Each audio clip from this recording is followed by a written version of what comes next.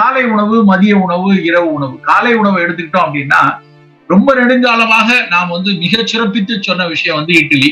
ஆவியில் வெந்த உணவுகள் நல்லது அப்படிங்கிறோம். குழந்தைகளா இருக்காங்க, வளர்ற குழந்தைகளா இருக்காங்க, வாலிப வயது ஒரு 18, 20 வயது வரைக்கும் அவங்க நல்ல இட்லி, தோசைன்னு ஆவியில் வெந்த அரிசி உணவுகளா எடுக்கும். ஆனால் 35 வயது 40 வயதுக்கு மேல இருக்கிற ஆளுங்க தினம் நான் இட்லி முளாப்பிடிக்கு எண்ணெய் விட்டுதான் சாப்பிடுவேன். சாம்பார் இட்லி தான் ஒரு நாளைக்கு காலையில 5 இட்லி சாப்பிடுவேன், பொங்கல் சாப்பிடுவேன், கூட ஒரு வடை வச்சுப்பேன், கொஞ்சம் பூரி கிழங்கு இருந்தா எடுப்பேன்னு நம்ம தினம் எடுத்தோம்னா அதுவும் நமக்கான ஆரோக்கிய கேடுதான். நம் காலை உணவு எனப்படுவது நிறைய காய்கறி, நிறைய சுண்டல், நல்ல முளகட்டின பயிறு, கொஞ்சம் அவல், கொஞ்சம் பழத்துண்டுகள், அப்படித்தான் இனிமேல் காலை உணவு இருக்கணும். இது என்ன சார் இதெல்லாம் மரபில் எப்படியா சொல்லியிருக்காங்க, நீங்க என்ன புதுசா ஒரு கதை சொல்றாங்கன்னா, மரபில் பழங்களையும் ஆவியில் வந்த உணவுகளையும் சாப்பிட சொல்லியிருக்காங்க. நம்ம குழந்தைகளுக்கு நம்ம இட்லி, தோசை, இடியாப்பம்னு பண்ணி கொடுக்கலாம். ஒரு 35, 40 வயதுக்கு மேல வரும்போது இப்படியான காலை உணவை வச்சுக்கிறது ரொம்ப ரொம்ப நல்லது. ஒரு ஈட் லான்செட் கமிஷன் அப்படின்னு சொல்லிட்டு ஒரு 2-3 ஆண்டுகளுக்கு முன்னாடி வந்தது. நீங்க சும்மா கூகுள் பண்ணி பாருங்க, ஈட் லான்செட் கமிஷன். அந்த ஈட் லான்செட் கமிஷன்ல அவன் என்ன சொன்னான் அப்படின்னா, உங்களுடைய உணவுல, மொத்த உணவுல 75% காய்கறி, கீரை தான் இருக்கணும், 25% தான் தானியங்கள் இருக்கணும். இனிமேல் அடுத்த 50 ஆண்டுகள் அப்படி இருந்தா மட்டும்தான் உனக்கு நான் கம்யூனிகபிள் டிசீசஸ் கிளச்சஸ் வராது அப்படின்னு சொன்னான். இந்த சர்க்கரை, ரத்த கொதிப்பு, எடை எல்லாம் வராம இருக்கணும், ரொம்ப நோய்கள் கூட்டம் வராம இருக்கணும்னா உங்களோட உணவுல 75% இது மாதிரி காய்கறி, கீரை, புலால் சாப்பிடுறவங்க நிறைய மீன்கள், கோழி துண்டுகள் அது மாதிரி எடுத்துக்கணும். தானியங்கள், அரிசி தானியங்களை குறைச்சுக்க சொன்னான். அதுல இன்னும் கூடுதல் என்னன்னா, அப்படியான தானியங்கள் கூட நல்ல மரபு தானியங்களா இருக்கணும். நல்ல மாப்பிள்ளை சம்பா அரிசி, நல்ல காட்டியானம், தூயமல்லி சம்பா, கருப்பு கவுனி அரிசி, கம்பு, வரகு, சோளம், ராகி, அந்த மாதிரியான உணவுகளை நாம ரெகுலர் உணவு வச்சுக்கலாம். வெள்ளை விளையர்னு பாலிஷ்டு கிரைடுக்குள்ள போக வேண்டாம். இன்னொரு இதுல ரொம்ப முக்கியமான விஷயம், மரபு சார்ந்த தானியங்களை ஏன் திரும்ப திரும்ப எல்லா காலகட்டத்திலையும் வலியுறுத்துறோம் அப்படின்னா, இந்த தானியங்கள், இந்த மரபு அரிசிகள், இந்த மரபு தானியங்கள் எல்லாமே சூழலுக்கு இசைவான ஒரு விஷயம். நீங்க ஒரு சிவப்பு கலர் மாப்பிள்ளை சம்பா அரிசி பாக்குறோம், நல்ல சிவப்பு அரிசியா இருக்கு. அதுல இருக்க சிகப்பு நிறத்துக்காக இந்த சுற்றுச்சூழல் எவ்வளவு உழைக்குது தெரியுமா? அதுல இருக்க லைகோபின், அந்த சிவப்பு அரிசியில ஒட்டி இருக்கிற அந்த சிகப்பு கலர் லைகோபின். கருப்பு அரிசியில இருக்கக்கூடிய அந்த கருநீல நிறம் அல்லது கரு நிறத்துல இருக்கக்கூடிய அந்த தாவர உட்பொருளின் பேர் ஆந்தோசைனின்ஸ்.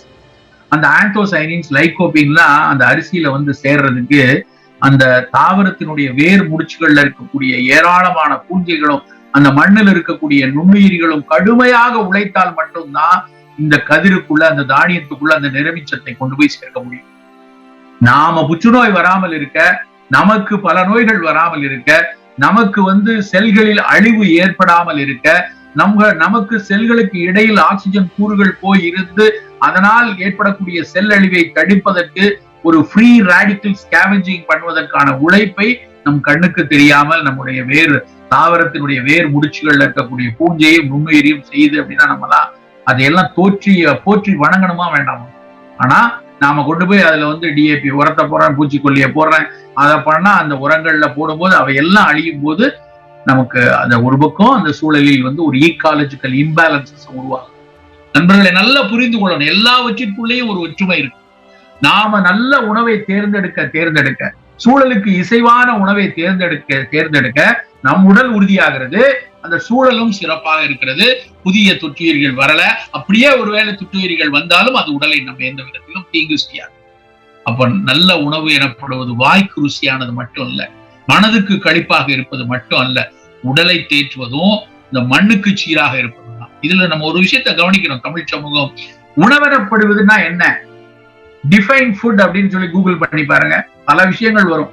உலகம் முழுக்க உணவுனா ஹை கலோரியா இருக்கணும், இது மாதிரி தெரபியூட்டிக் இருக்கணும், ஃபங்க்ஷனலா இருக்கணும், நியூட்ரிட்டிவா இருக்கணும், பல டிஃபரன்ஷியேட் இருக்கு.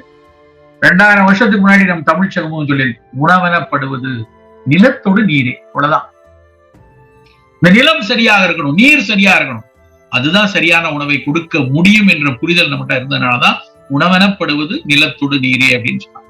நண்பர்களே, நாம் ஒரு குட்டி குட்டி விஷயங்கள்லையும் எவ்வளவு தூரம் அக்கறையாக இந்த மாதிரி விஷயங்களை எடுக்கிறோமோ அந்த அளவுக்கு நம் ஆரோக்கியம் வலுப்பட்டு கொண்டே இருக்கும்.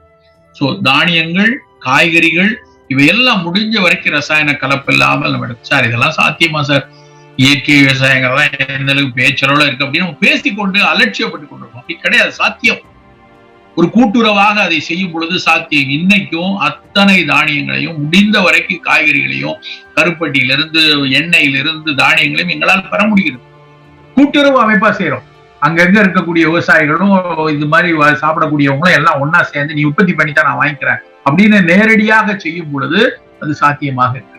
நாம போன வாரம் இன்னைக்கு ஞாயிற்றுக்கிழமை எல்லாரும் ஒரு தடவை யோசிச்சு பார்ப்போம். போன திங்கள்ல இருந்து சனிக்கிழமை வரைக்கும் எத்தனை பேர் 6 சுவையுள்ள உணவை தினம் எடுத்திருப்போம்? நிச்சயமா இருக்காது. கசப்பு பெருவாரியான மக்கள் அதிகம் எடுத்திருக்க மாட்டாங்க. துவர்ப்பு ரொம்ப ரொம்ப குறைவா தான் இருக்கும். அதுவும் இன்றைக்கு இருக்க புதிய இளைய சமூகத்திற்கு துவர்ப்பு என்றால் என்னன்னே தெரியாது. துவர்ப்பா அப்படின்னா என்னங்கள் அப்படின்னு நிறைய பேர் என்ன கேட்டிருக்காங்க. வாழைப்பூ, வாழைத்தண்டு, கசப்புக்கு நல்ல பாகக்காய், கோவக்காய், கருவேப்பிலை, வெந்தயம் எத்தனை பேர் சாப்பிடுறோம்? மிக மிக குறைவா சாப்பிடுறோம். பெருவாரியாக நம் உணவில் ஆக்கிரமித்திருக்கிறது இனிப்பு, உப்பு, புளிப்பு, அப்புறம் காரம். இந்த 4 தான் அதிகமா இருக்கு. கசப்பும் துவர்ப்பும் ரொம்ப குறைவா இருக்கு. பேலன்ஸ்டா இருக்கணும். எல்லா உணவுகளும் சரியா இருக்கணும். ஒருவேளை நம்முடைய நோய்வாய்ப்பட்டிருக்கிறோம், நமக்கு சக்கரை வியாதி இருக்கு, இனிப்பு வேண்டாம், ரொம்ப குறைச்சிருவோம். நேரடி இனிப்பே வேண்டாம், பழங்கள்ல இருந்து வர்ற கொஞ்சம் இனிப்பு போதும். இரத்த கொதிப்பு இருக்கு, உப்பு வேண்டாம். நண்பர்களை நாம் உப்பையும் குறைத்து தான் ஆகணும், இனிப்பையும் குறைத்து தான் ஆகணும், எண்ணெய் பலகாரங்களை குறைத்திருக்கணும். உணவுகளை நிறைய காய்கறி, கீரை, புலால் என்றால் மீன் இருக்கணும்.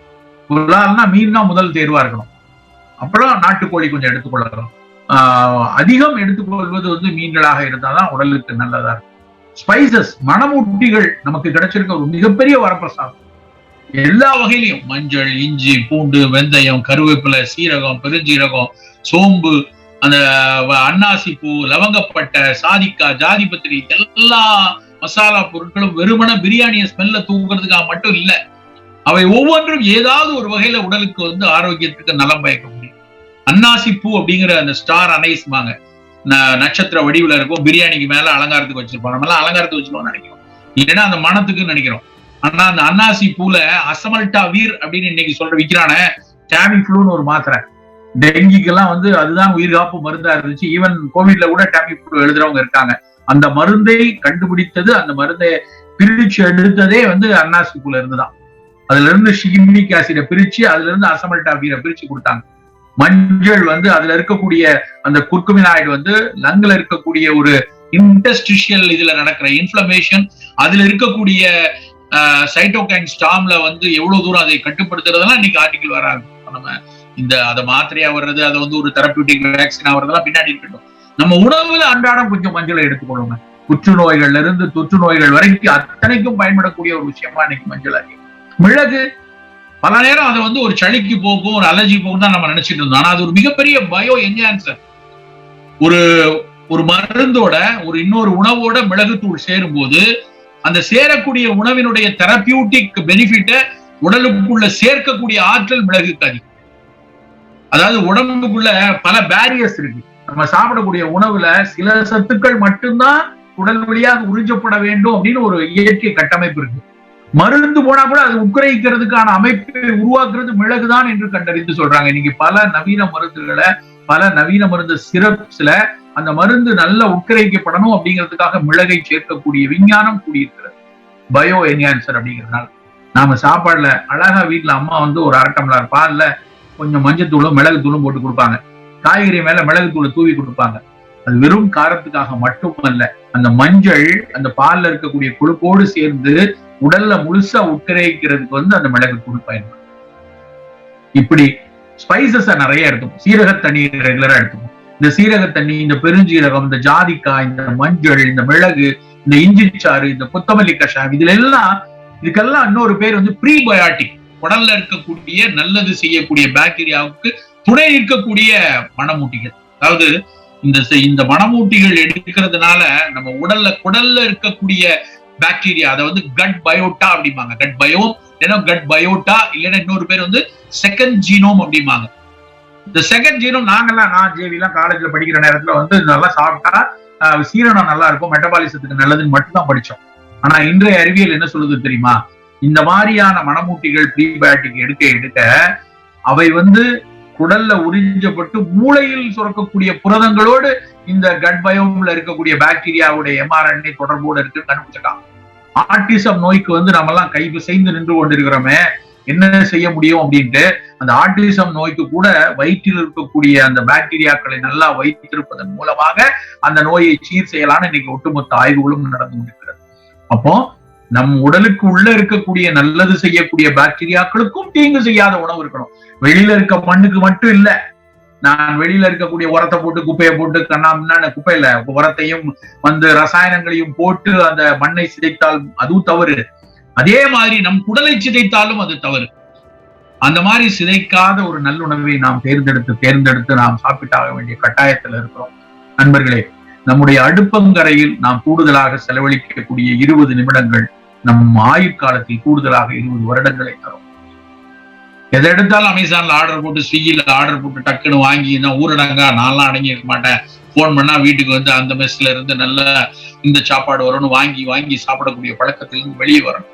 நாம் அக்கறையோடு ஆணோ பெண்ணோ இருவரும் பகிர்ந்து எடுத்து உணவை தயாரிக்கக்கூடிய கலாச்சாரத்துல வரணும். நம்ம அதுக்காக ஒரு நண்பர் எனக்கு சொன்னா, நீங்க வேற அதை செய்ய இதை செய்யன்னு சொல்லிட்டு போறீங்க, எங்க வீட்டுக்காரர் பேப்பரை கையில வச்சுட்டு கால் மேல காலை போட்டு அந்த கம்பை சரி பண்ணி கொடு, அந்த சோளத்தை இது பண்ணி கொடு, அந்த காய் எடுத்துட்டு வான்னு ஆர்டர் போட்டு உட்கார்ந்துருக்காரு, வந்தாலு எனக்கு என்ன பாடம் இருக்கு தெரியுமா அப்படின்னு ஒரு அம்மா என்கிட்ட பேசினாங்க. அதுவும் தப்பு.